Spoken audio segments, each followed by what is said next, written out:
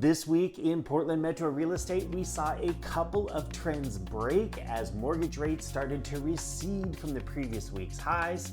It's time to take a look at the very latest stats and trends in our local real estate market.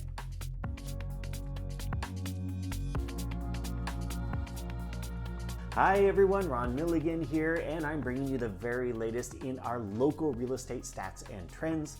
My sample, as always, includes the full Portland metro area, including Southwest Washington. If you do have any questions about what's going on in a specific area, just drop me a line or post your question in the comment section right here.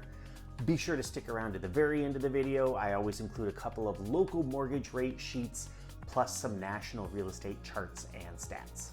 So if you have been following these videos, you know that May has been a stronger month for sale prices, but that we were starting to see a bit of softening in the average sale price last week. If we look at the average sale price so far for the month of May compared to the same time frame in 2025, sale prices are still in positive territory by about 2.9% compared to 2025, but that number is down from where we were during the previous week at plus 3.1%. The reason for that decline is that the average sale price this past week was only about 2.6% higher than the same week last year, and that's the second week in a row that we've seen that exact number.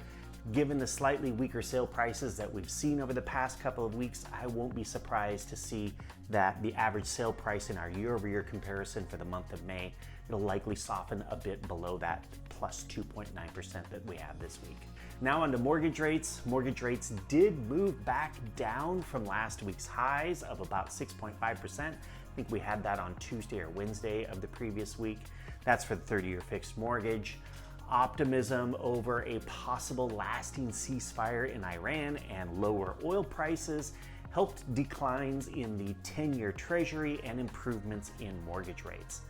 On Friday morning, I saw the 30-year fixed mortgage advertised by a local lender at 6.25% with 3/8 of a discount point and an APR of 6.342%.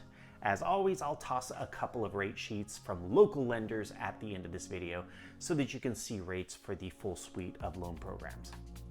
Now on to buyer demand. So the numbers are going to be a little bit off this week and also next week in our year-over-year comparisons.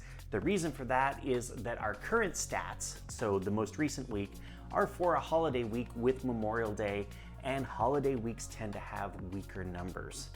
And last year, Memorial Day landed a week later in our stats. The number of purchase contracts agreed to by buyers and sellers was still pretty decent at 723. The previous week, that number was slightly higher at 727, but for the first time in 4 months, last year's demand was a little bit higher at 738, which broke our 17-week streak of higher demand this year compared to 2025. And again, last year, our comparison week was a non-holiday week, so I'm not getting too excited about this switch, at least not yet. Looking at supply trends, the number of homes that were newly listed for sale this past week was slightly higher than last year at this time. Given that this is a holiday week, I would have expected the inverse to be true. We had about 683 homes hit the market this past week compared to 655 last year, and that broke a 5-week streak of lower supply coming to the open market compared to 2025. The overall inventory continues to climb, no surprise there. Looking at the bigger picture, the overall supply of homes that buyers have to choose from was almost the same as it was last year. The total supply was lower this year by a whopping 3 homes compared to 2025. Okay, so let's sum up the big trends that we're following this week. Sale prices were down compared to the previous week, but still up compared to 2025. Supply continues to rise, buyer demand was down a bit, and mortgage rates were down from the previous week's highs.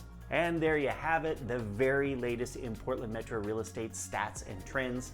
Thanks for joining me for this week's report. As always, I'd love it if you gave this video a like or a follow if you haven't already. Have an awesome weekend, and I will see you right here next week.